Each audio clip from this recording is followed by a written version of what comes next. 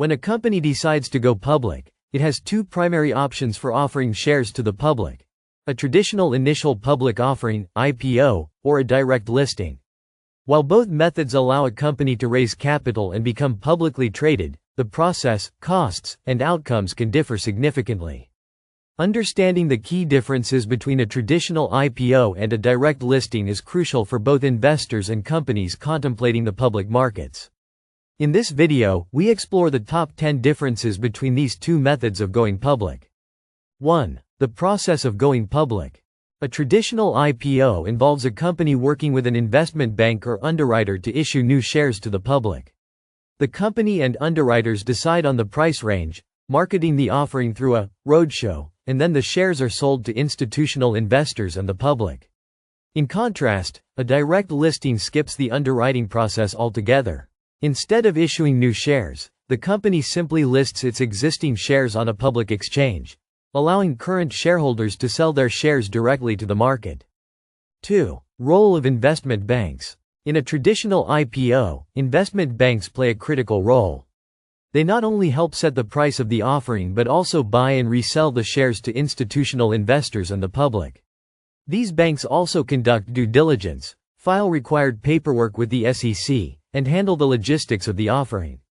In a direct listing, there is no underwriter or investment bank purchasing and reselling shares. The company lists its shares directly on the exchange without any intermediary, significantly reducing the costs associated with going public. 3. Raising new capital. A traditional IPO typically raises new capital for the company, as it issues new shares. The proceeds from the sale of these shares are used to fund company growth, pay down debt, or for other corporate purposes. In a direct listing, however, the company does not issue any new shares.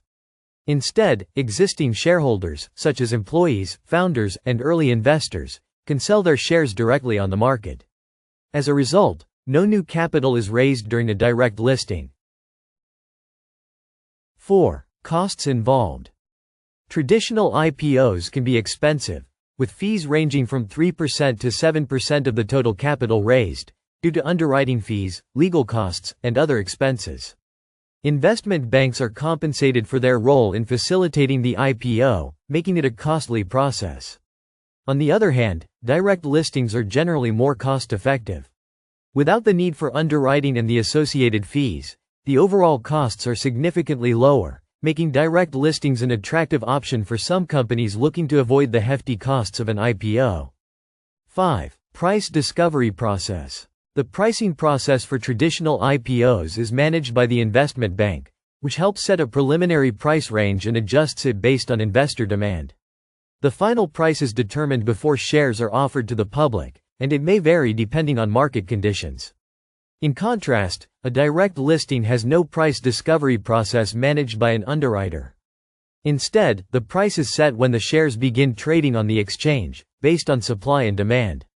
This can result in more volatility, as the market determines the price on the day of the listing.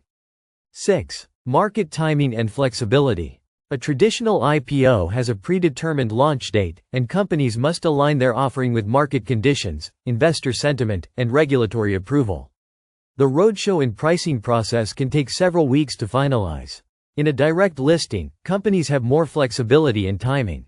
There is no need for a roadshow or price discovery process, and shares can be listed as soon as the company is ready, assuming all regulatory requirements are met. This can be advantageous in a fast-moving market. 7. Liquidity and trading. In a traditional IPO, shares are first offered to institutional investors and high-net-worth individuals before being made available to the general public. This process ensures that there is initial liquidity, as the shares are pre-sold to investors who are likely to hold them for some time. However, in a direct listing, liquidity may be lower at the beginning, as the shares are offered only by existing shareholders. Investors may need to wait until the stock begins trading to find a buyer or seller, which can result in more volatility in the early days. 8. Shareholder participation. In a traditional IPO, only institutional investors, such as hedge funds and mutual funds, and a select number of individuals, can participate in the initial offering. Retail investors typically gain access only after the stock begins trading on the open market. In a direct listing, however, existing shareholders, such as employees, founders, and early investors, can immediately sell their shares to the public. This creates an opportunity for retail investors to buy shares directly from these existing stakeholders as soon as the listing happens. 9. Lock-up period. In a traditional IPO, there is typically a lock-up period of 90 to 180 days after the offering. During this period, insiders, employees, founders, and early investors are not allowed to sell their shares. This helps maintain market stability and prevent the stock from being flooded with too many shares too quickly. In a direct listing, there is no lock-up period. Insiders can sell their shares immediately, which may lead to higher volatility in the stock price after the listing. 10. Company control and public perception. A traditional IPO often results in greater media coverage and public attention, as investment banks and other financial institutions promote the offering through roadshows and marketing campaigns. This can help generate interest and create a sense of demand for the stock.